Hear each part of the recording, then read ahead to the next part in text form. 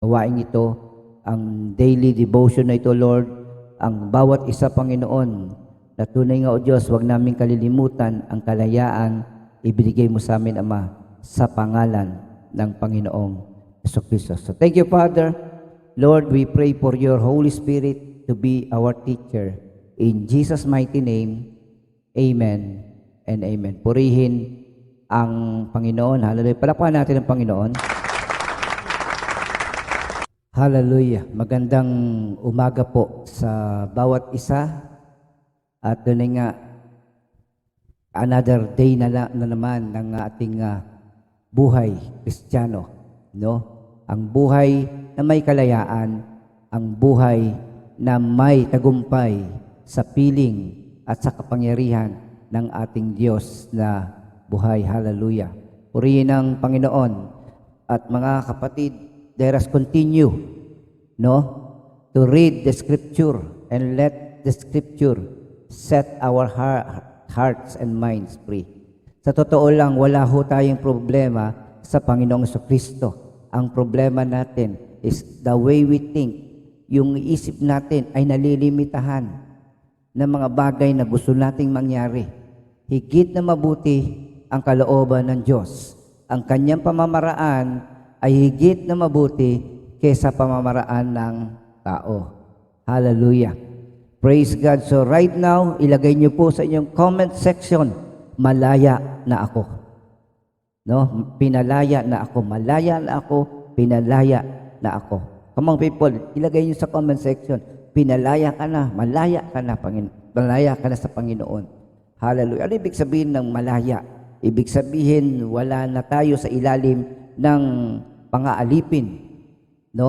As we study the Word of God, this will give us a clear picture. Today, ngayon, tingnan natin, bigyan natin ng pansin yung ginawa ng Panginoon Jesucristo. Ano ba yung kalayaan na binigay niya sa atin? Hallelujah. So, malaya kayong mag-type, malaya kayong i-type dyan that you claim your freedom in Jesus Christ. Hallelujah. Freedom is the result of our faith. Ito ang bunga ng ating pananampalataya dahil sa biyaya ng ating Diyos. So today, freedom. Sabi ng Galatians chapter 5. Hallelujah. No, Galatians chapter 5 verse 1. Pinalaya tayo ni Kristo upang manatiling malaya. Kaya number 1, magpakatatag nga kayo. At number 2, wag nang paalipin uli. Amen. So, ang sabi dito, pinalaya tayo ni Kristo upang manatiling malaya.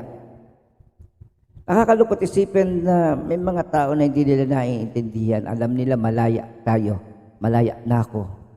But do you understand the freedom that Jesus Christ gave to us? No? Hindi ito nababawi. Hindi ito nawawala yung kalayaang ito. Ang problema natin mga kapatid ay yung ating pagsasabuhay ng ating kalayaan. Naalala ko isang awit ni Gary Granada patungkol yung isang bahagi ng awit na tumutukoy sa isang aso na nakakadena. Na dahil sa kanyang pagnanais na lumaya, umikot siya ng umikot. Ang masakit sa pag-ikot niya, lalong humihigpit at napupulupot siya ng kadena. So ganyan ang tao. Gustuhin man niyang lumaya, wala siyang kakayahan. Habang gumagawa siya ng paraan, lalo siyang natidiin sa kapahamakan. Yun ang katotohanan, mga kapatid. Gusto ng tao lumaya. Pero higit ng gusto ng Panginoon na tayo'y lumaya. Okay? Bakit, Pastor, may mga tao na hindi alam ang kalayaang gustong ibigay ng Panginoon? Unang-una, kapatid, dahil sa mga lingkod ng Diyos na ayaw sumunod sa kalooban niya. Paano maliliwala ang iba? Paano sila mananalig sa Panginoong hindi nila nakikilala? Paano nila maririnig ang salita ng Diyos kung walang mangangaral? Paano malalaman ng tao ang kalayaang binibigay ng Panginoon kung hindi mo ibabahagi ang mensaheng ito sa iba? Kaya mga kapatid, sa oras na ito, hallelujah, pinalaya na tayo ni Kristo upang manatili tayong malaya. No? Kompleto na yung kalayaan natin, no? Hindi yun kulang. Anong ibig sabihin na hindi kulang? Kompleto na yan, kapatid. Nandiyan na lahat ang kalayaan mula sa cancer, kalayaan mo mula sa kasalanan, kalayaan mo mula sa pagkatakot, kalayaan mo sa lahat ng mga bagay na umaalipid sa iyo at nag-aalis ng kagalakan, ng kapayapaan sa buhay mo. So if you are still living in fear, if you are still living in darkness, in doubt, kapatid, ngayon na itong mensaheng ito, this message belongs to you. Hindi aksidente, mga kapatid. So sabi dito, magpakatatag kayo at huwag nang paalipin uli. Hallelujah. Sabi sa wika Ingles, so Christ has truly set us free. Now, make sure that you stay free. And don't get tied up again in slavery to the law. It is for freedom that Christ has set us free. Stand firm. Then, and do not let yourselves be burdened again by a yoke of slavery. Okay, praise the Lord. Alam niyo po, nung ako'y nagtatrabaho pa sa isang private school, no, meron kaming yung last day ng school year, no, yung huling araw na kung saan ay kinabukasan ay bakasyon na, no? Pero yung huling araw na yon, doon din i-release yung aming final salary sa buwan na yon. Tapos, sabi nga natin, pero yun ang pinakamabigat sapagkat para matanggap namin yung aming salary, yung aming huling salary sa school year na yon, kinakailangan namin ng clearances. Magpapaklear kami sa iba't ibang departamento, opisina sa aming pinaglilingkurang eskwelahan. Sa mga department head, sinisecure namin yung mga signature, no? Isa-isa. Karaniwan na pumipila kami. Kasi kailangan mapirmahan na yun bago matapos ang araw, no? Bago mag-alas 5 ng hapon. So minsan sa pagnanais ko na lumaya at sabi nga kasi yung fear na hindi na ayaw ko nang bumalik kinabukasan o baka hindi ko matanggap yung sweldo ko, andun yung fear. So what happened, sabi nga ipinila yung aking permit, yung aking clearance, and then minsan sabi nga sa kaabalahan ng lahat, no, kahit hindi pa kompleto ang aking requirements, ay pinasa ko na ang aking clearance. At dahil sa kaabalahan din, ay napirmahan yun nang hindi pa kompleto yung aking mga requirements. No? So, pagdating doon, akala ko okay na. Uy, okay na. Napirmahan na. So, I got my salary. And then, pinatawag ako sa opisina at tinanong, Ronnie, bakit ka nagpapirma? Hindi ka pa kompleto sa requirements. Akala mo ba pababayaan ka namin? Akala mo ba hindi ka namin pasasweldohin? Kaya sabi nga nung oras na yun lang, akala natin maayos na. But the truth is very painful. Kapatid, imagine nyo yung dilemma, yung pressure ng ganong buhay na kung saan kailangan makuha mo ang approval ng lahat so that you will have the convenience of receiving the reward, of receiving the fruit of your labor. But praise be to God, napakabuti ng Diyos. Ilagay nyo nga dyan, napakabuti ng Diyos. Ibig sabihin, are we cleared in heaven? Yes. Dumaan na ba tayo sa iba't ibang departamento? Yes. Paano tayo lumaya sa mga departamento na yan? Lumaya tayo dahil sa sakripisyo ni Kristo Jesus. So, ibig sabihin, you are not short. Hindi ka short at lahat ng kailangan para maranasan mo ang kalayaan, ang kaligtasan, lahat ng yan sinecure ng Panginoong Jesucristo doon sa krus ng Kalbaryo. Amen. Kaya sinasabi natin, malaya ka na. Malaya ka na, kapatid. Kaya sabi niyo, pinalaya na kayo. Sa totoo lang talaga, pinalaya na tayo. Ang problema natin, hindi tayo nabubuhay ng katulad ng isang tunay na pinalaya ng Panginoong Jesucristo. Kaya sa umagang ito, malaya ka ba na nagpuri, nagpasalamat sa Diyos? Malaya ka ba nakasusunod sa kalooban niya na ipahayag ang kanyang mabuting balita sa mga taong hindi pa nakakilala sa kanya?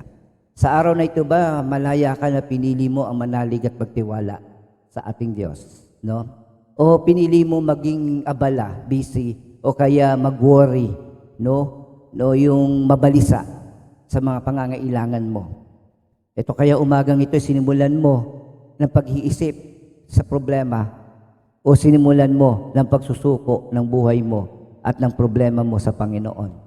Sabi nga ng Panginoon, lumapit kayo sa akin nangangapagal, kayong nahihirapan ng lubos, at kayo'y aking pagpapahingahin. No? Pero hindi ibig sabihin, hindi ka nakikilo sapagkat sabi nga, take my yoke upon you. Etong pamatong ko, alam niyo ang kagandahan dito sa pamatong na ito. Kung wala itong yoke, yung nilalagay sa baka o sa kalabaw, no, na device sa pag-aararo, pagbubungkal, kung wala iyon, napakahirap. So, kapatid, dahil sa pamatok ng Panginoon, yung mahirap na sitwasyon na pagagaan at nagiging maayos, no? Pag kayo po ay nakakita ng isang taong nagbubungkal, kailangan diretso yun. No? May sinusunod na pattern. Hindi pwedeng kaliwa, kanan yung ginagawa. Sapagkat sabi nga natin, binubungkal ang lupa so that maging malambot ito at the same time, yung distansya, no, ng bawat pananim ay magkakaroon ng pagkakataon na lumago ang halimbawa, ang palay, no, nang hindi siya naagawan ng kanyang katabi na palay din. So dapat may distancing yan, kaya ganun na lamang ang preparation. Unang-una binubungkal, pagkatapos ililinis sa lahat ng mga damo o peste, at pagkatapos ilulublob sa tinatawag nating irrigation, yung tubig, no? And then saka sila magtatanim. Hindi madali. It takes time. It takes so many works para ma-prepare ang isang bukid para sa pagtatanim. Ano kinalaban nun? Sapagkat yung buhay natin ganito rin eh. No, hindi ganun kadali na nakuha ng Panginoon Kristo ang lahat ng kalayaan na binibigay niya sa atin. Napakahirap in the sense that the Lord experienced our pain, our hardship, our poverty. Not only that, no, sabi nga, hinubad ng Panginoon ang kanyang pagka-Diyos at siya na walang kasalanan ay naging kasalanan doon sa krus ng Kalbaryo. Okay?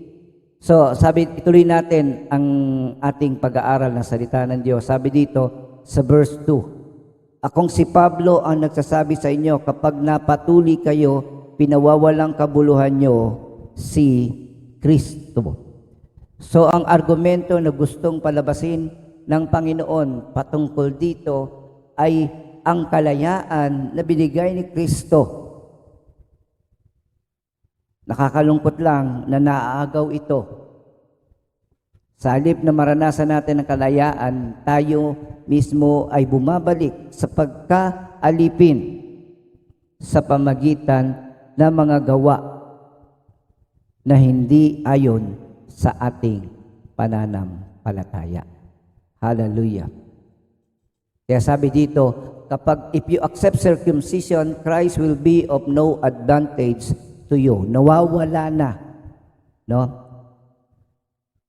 Why is it a big deal? Hindi po ibig sabihin yung circumcision. Lahat ng mga bagay na good works na ginagawa ng tao para iligtas ang kanyang sarili ay nagiging dahilan upang mawalan ng kabuluhan sa buhay natin si Kristo Jesus.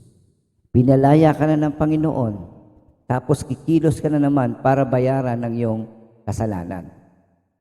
Okay? So, ano ba yung kalayaan na binigay sa atin ni Kristo? Ano-ano yung mga kalayaan na binigay sa atin ni Kristo? Very important.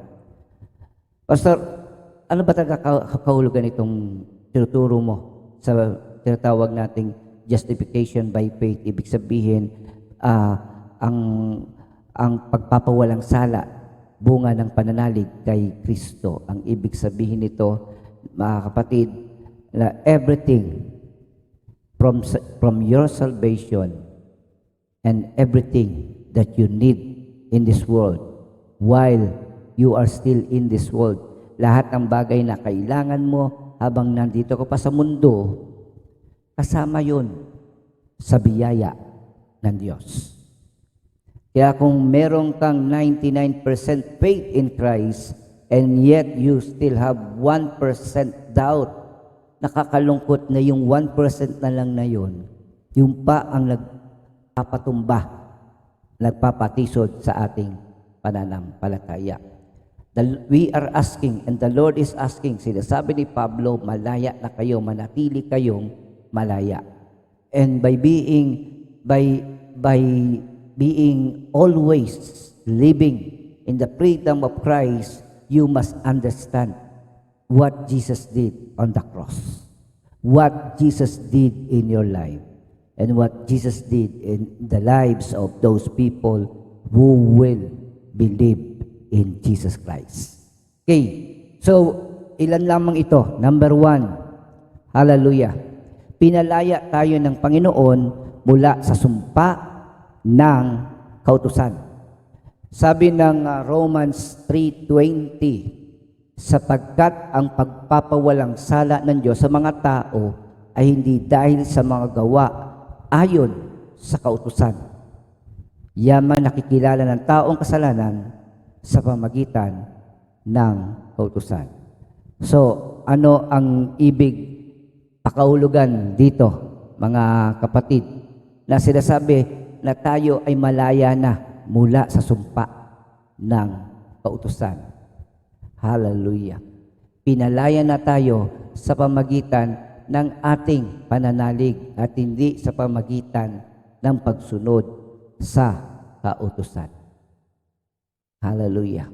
Malaya na tayo. Dahil kay Kristo. I-type nyo nga dyan sa inyong comment section, malaya na tayo dahil kay Kristo. Hallelujah. Next, number 2, pinalaya tayo sa sumpa na nagmula kay Adan. Okay? Anong kinalaman natin kay Adam? Sapagkat lahat yung kasalanan na nagawa ni Adam ay hindi lang niya tinaglay, kundi ito ay namana ng lahat ng nanggaling sa kanya. Lahat ng tao sa mundo ay nasa ilalim ng sumpa, bunga ng pagkakasala ni Adan. Kapatid, pinalaya tayo mula dito. Sabi ng Romans 5:12, ang kasalanan ay pumasok sa salibutan sa pamagitan ng isang tao at ang kamatayan sa pamagitan ng kasalanan niya. Yan ay si Adan. Dahil dito lumaganap ang kamatayan sa lahat ng tao sapagkat ang lahat ay nagkasala. So, kapatid, pinalaya na tayo ng Panginoon mula sa sumpa, bunga ng kasalanan ni Adan. Kapatid, kung paano pumasok ang kasalanan sa mundo sa pamagitan ng isang tao, ng isang lalaki na si Adan, Kapatid, ang kaligtasan ay dumating din sa mundong ito sa pamagitan ng isang tao, si Kristo Jesus sa nagkatawang tao. That is why ang katotohanan na si Kristo ay Diyos is also talagang 100% truth. And then number 2, si Kristo bilang tao. Mga kapatid, ang sabi ng Biblia, sabi ng John chapter 1, at ang salita ay nagkatawang tao, and the Word become flesh. So, ibig sabihin ng Panginoon ay nagkatawang tao mula sa pagiging Diyos, hinubad niya ito at siya'y namuhay katulad natin sa tinatawag nating dugo at laman. Why? Kinakailangan ni Kristo na magkatawang tao, magkaroon siya ng laman at dugo so that He can offer the best offering para sa katubusan ng kasalanan ko at kasalanan ng sanlibutan ito. Kapatid, ang inoffer ng Panginoon ay isang katawan na walang bahid ng kasalanan. Okay? So, lahat ng tao ay nagkasala. Pero kapatid, sabi ng Bible, merong isang tao na hindi nagkasala. Ito'y walang iba, kundi ang Panginoong Jesucristo. So, maliban sa Panginoon, walang tao na hindi o nanatiling walang kasalanan. Wala pong tao sa mundong ito maliban sa Panginoon na natiling walang kasalanan. Lahat ay nagkasala at hindi nakaabot sa kaluwalhatian ng Diyos. Kapatid, malaya ka na sa sumpa na kautusan, malaya na rin tayo sa sumpa, bunga ng kasalanan ni Adan. Number 3, malaya na tayo mula sa spiritual death. Okay, so ano yung tinatawag nating spiritual death? Ito yung sinasabi sa Bible, kapag kinain nyo yung bunga ng halaman ng punong yan, kayo'y mamamatay. Pero hindi naman sila namatay literally. Ang spiritual death is separation from God. Ang kamatayang spiritual ay yung pagkahiwalay ng tao sa kanyang Diyos, sa kanyang Panginoon, sa lumikha sa Kanya. Alam natin ang buhay ni Eva at Adan ay napakaligaya sa piling ng Diyos. Pero dahil sa kasalanan, sila ay nahiwalay sa Diyos. Ang ano naman yung tinatawag nating physical death? Ang physical death ay bunga ng spiritual death. Ang katawan na nilikha ng Diyos, ang katawan na binigay niya sa bawat isa ay malaya bago pa man nagkasala. No? Ang problema ng magkasala ang tao, dapat ito ay hindi mamamatay, pero ito ay nabubulok na. So, yung tinatawag nating physical death, yung decay ng katawan ay bunga ng original curse. Yung spiritual death natin, ipagkahiwalay sa Diyos. So, another effect, consequence of sin, ayan na, pumasok ang sakit, ang kamatayan sa mundong ito. Kaya nga kapatid, it is very, very important to believe in the Lord completely. Yung maintindihan mo ang ginawa ni Kristo sa krus sa Kalbaryo para sa ikalalaya ng bawat isa sa atin. Una, spiritually, and number 2, physically. Amen. Praise God. Pero hindi ibig sabihin nito kapatid na kapag ikaw ay pinalaya na ni Kristo sa sakit, hindi ka na magkakasakit. No. These are the consequences of our spiritual death. No? Ito ang bunga ng kasalanan ng tao. No? Consequences. We have been forgiven. If you trust the Lord, believe in the Lord, then you will be forgiven. But the problem is this. Kaya nga pumasok na yan mga salot, yan pumasok yung sakit, katulad ng COVID-19 that caused the death of 5 million people in the world. Hello? So, andyan yung sakit. So, yung kahit Kristiyano ka, pwede kang mahawa. Why? Kasi talagang consequence na yan. Kaya nga sabi ng Panginoon sa John chapter 14, verse 1, huwag kayong mabalisa sa ano pa mang bagay. Manalig kayo sa Ama, manalig kayo sa akin. Ang gusto sabihin ng Panginoon na ang kanyang pagparito sa mundo ay para masigurado niya na magkakaroon tayo ng bahagi doon sa kaharian ng Diyos. Kaya sa bahay ng aking Ama ay maraming silid. Paparoon ako para ihanda ang ating mga lugar. The only way to be free from the consequence of spiritual death, the decay, the sickness, and then yung tinatawag nating physical death is through the redemption of Jesus Christ. At ito ay magaganap sa kanyang pagbabalik, makukumpleto. At tayong lahat ay kanyang kukunin at dadalhin doon sa kaharian ng Ama. Kung saan wala ng sakit, kung saan wala ng hirap, kung saan wala ng kadiliman, kung saan hindi kasama si Judith. Ano si Judith? Sino yan Judith? Si Judith ay yung lagi nating problema every month. Meralco, tubig, renta sa bahay at kung ano-anong serbisyo na ating binabayaran, no? Buwan-buwan. So Judith, imagine hindi ka na problema, lalo na sa mga nanay na napakarami ng kanilang mga concerns. Hello, baon, damit, laba, hugas, linis, alaga, no? Lalo na kung yan ay stage mother ng mga online students, no?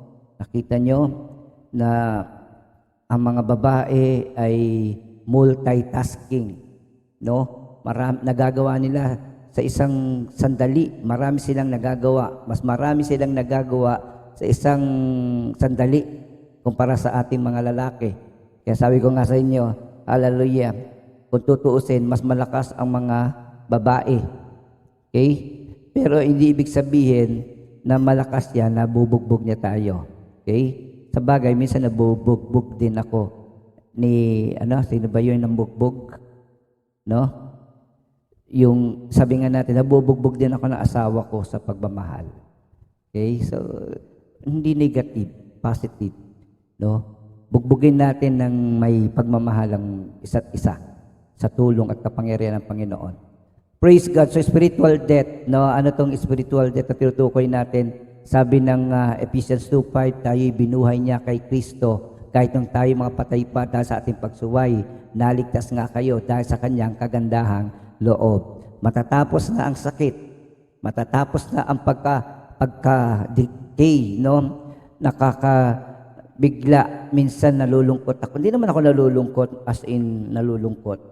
Nang sumakay kami sa LRT noong nakaraan, 2 beses mga kapatid, 2 beses may nagmagandang loob sa akin na paupuin ako. Ano kaya itsura ko noong time na yon? At bakit ako pinauupo? Usually, ang pinauupo babae, pero noong time na yun, ako pinapaupo. Hindi ko alam kung ano itsura ko.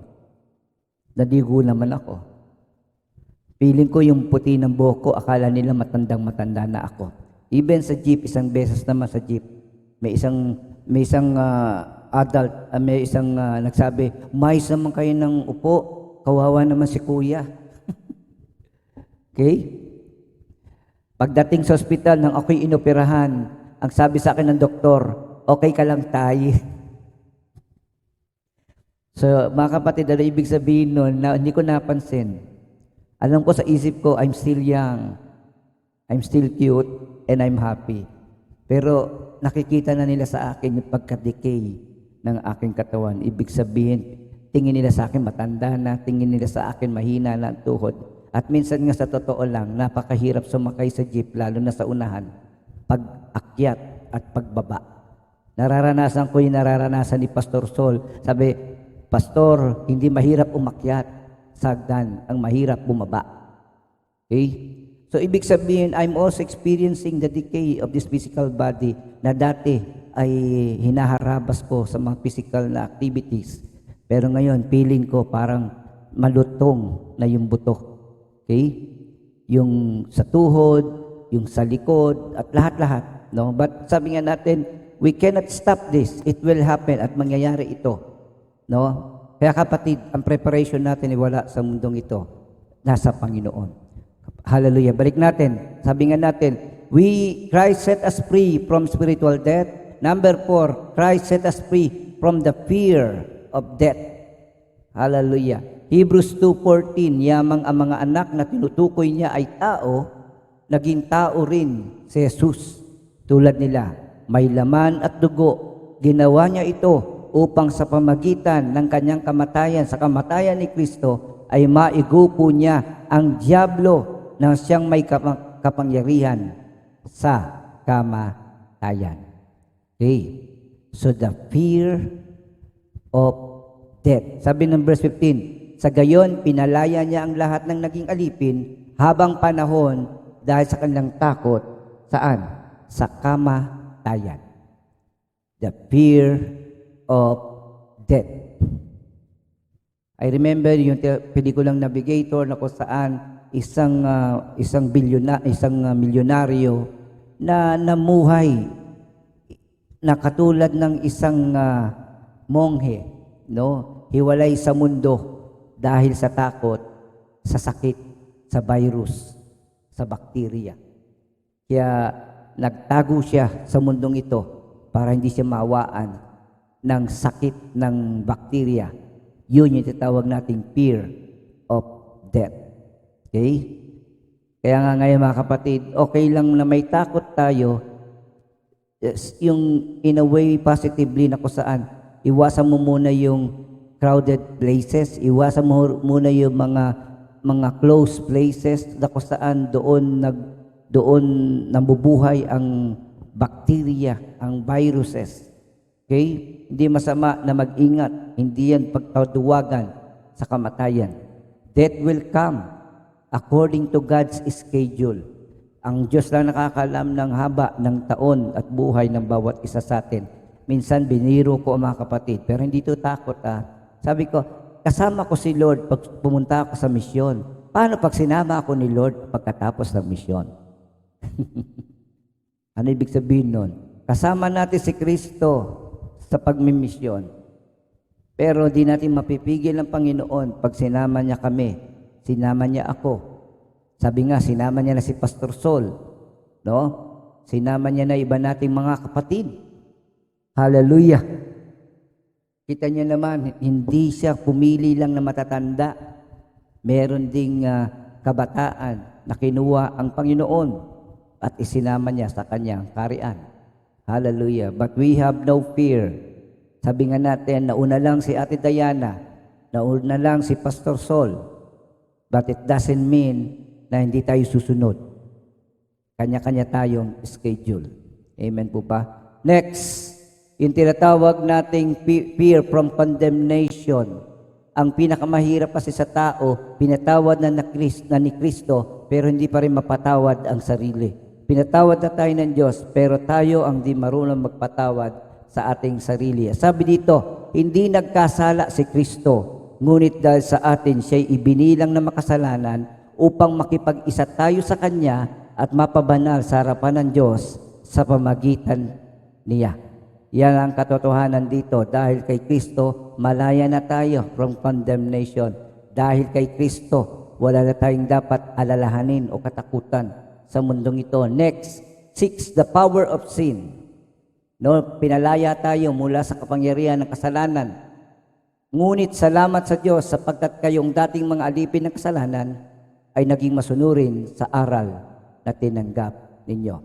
Pinalaya na kayo sa kasalanan at ngayon yung mga alipin na kayo na ng katwiran. Ibig sabihin, we can still be a slave, but the slave of God, the slave of righteousness. Hindi slave of sin, hindi slave of fear. Okay? Tuloy natin. Ang huli, ano yung ginawa ni Kristo doon sa krus sa Kalbaryo? Number 7, pinalaya niya tayo mula sa kapangyarihan ng kaaway, ng kadiliman, ng diablong si Satanas. Sabi ng Colossus 1:13, iniligtas niya tayo sa kapangyarihan ng kadiliman at inilipat sa kaharian ng kanyang minamahal na anak mula sa kapangyarihan ng kaaway, ng kadiliman, kasama na dyan ang diablo at ang kanyang mga alipores, tayo nilipat sa kaharian ng kanyang minamahal na anak, ang ating Panginoong Jesucristo. Kaya kapatid, 7 things. At marami pa to. Marami pa ito kapatid. Galatians 5:4 ang nagsisikap na maging matuwid sa paningin ng Diyos sa pamagitan ng pagtupad sa kautusan ay napahiwalay na kay Kristo at wala na karapatan sa habag ng Diyos. Kaya kung gagawa ka ng dahilan para pagbayaran mo ang iyong kasalanan, kapatid, hindi mo tinatalikuran mo ang ginawa ni Kristo sa buhay mo. At dahil ginawa mo, dahil sa gagawin mong pagbabayad ng iyong sariling kasalanan sa pamagitan ng kautusan, nawawalan ka ng karapatan sa habag ng Diyos. For if you are trying to make yourselves right with God by keeping the law, you have been cut off from Christ. You have fallen away from God's grace. May mga, we call this, tinatawag natin, magpapakabait ako, hindi ako magsisinungaling upang hindi ako mapunta sa impyerno. No? So, ibig sabihin, you are paying for your own transportation fare papuntang heaven. Si Lord na ang naglibre. Kaya lang, wala kang wala kang karapatan, no? Kung ikaw mismo ay gagawa ng paraan para iligtas sa sarili mo. At sa bandang huli, malalaman mo, hindi aabot ang kakayahan mo para mabayaran ang kasalanan mo. Kaya brothers and sisters, tayo'y malaya na. Liberty in Christ. So, yan yung mula sa salitang libertad, no? So, yung ating kalayaan kay Kristo. Galatians 5:5, ngunit umaasa kami na sa pamagitan ng Espiritu ng Diyos ay ariing kaming matuwid sa pamagitan ng pananampalataya. So verse 5, for we through the Spirit wait for the hope of righteousness by faith. Kapatid, tayo'y napawalang sala, tayo'y nalinis sa lahat ng kasalanan dahil sa ating pananampalataya kay Kristo Jesus. At sa verse 6, sa mga nakipag-isa kay Kristo Jesus, wala nang halaga ang pagtutuli o di pagtutuli. Ang mahalaga ay ang pananampalatayang nakikita sa gawang udyok ng pag-ibig. Pinalaya ka ni Kristo upang mamuhay ka, hindi lang ng pagiging malaya, kundi malayang gumawa ng kabutihan sa pamagitan ng pag-ibig. Amen? Amen? Sabi nga natin sa bandang huli, the only thing that counts is faith, expressing itself through love. So, ang faith, pananampalataya, the best application of faith is love. No? Anong love? Hindi love sa sarili, love sa kapwa. Kaya kapatid, live freely. Sabi nga natin, freedom. Mamuhay ka na may kalayaan. Kapatid, ilagay mo sa comment section, mamuhay ng may kalayaan. Purihin ng Diyos, hallelujah. Magandang umaga, hallelujah. Enjoy freedom. Enjoy your liberty from the Lord Jesus Christ. Kaya sa bandang huli, hanggat na kapag naintindihan nyo na ang kahulugan ng kalayaang binigay ni Kristo, kapatid, wala ka ng pangamba, wala ka ng takot. Ano man ang iyong kailangan sa Diyos, ano man ang inihiling mo sa Diyos, ano man ang kinakarap mo sa Panginoon, alam mo, higit pa dyan ang kayang gawin ng ating Diyos na buhay. Laban lang sa pananalig, laban lang sa pagsunod, at huwag tayong bibitaw sa pananalig kay Kristo. Magandang umaga po.